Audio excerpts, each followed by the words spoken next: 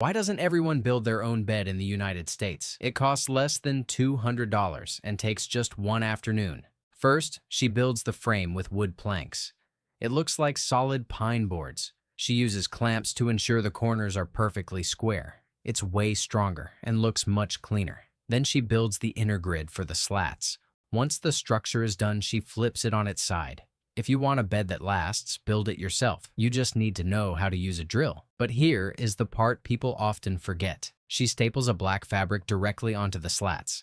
Fabi is truly skilled. The result looks like a $2,000 designer bed. Why isn't this on every roof in the United States? It mounts straight to the framing without ruining the seal. This lets you build a pergola for just a few bucks. You'll see, it's super easy, but this part gets tricky. After setting the two posts, they have to lift this huge beam. Looks like a cedar beam. Takes two guys to get it up there. Look at the joinery. They cut precise notches with a saw, and it fits perfectly. Once the frame is set, they attach the rafters. Think it's done?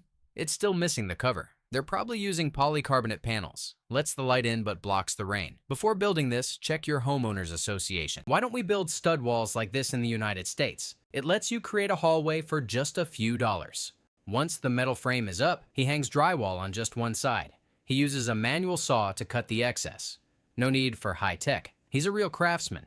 But it's not over. There's still the other part of the hallway.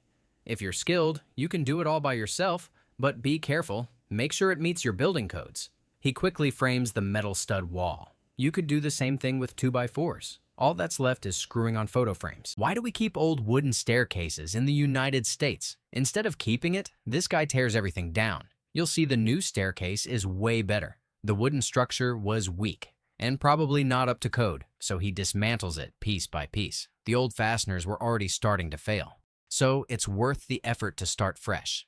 After the demolition, the real work begins. He replaces the structure with solid steel. This new frame is rigid and will last for centuries.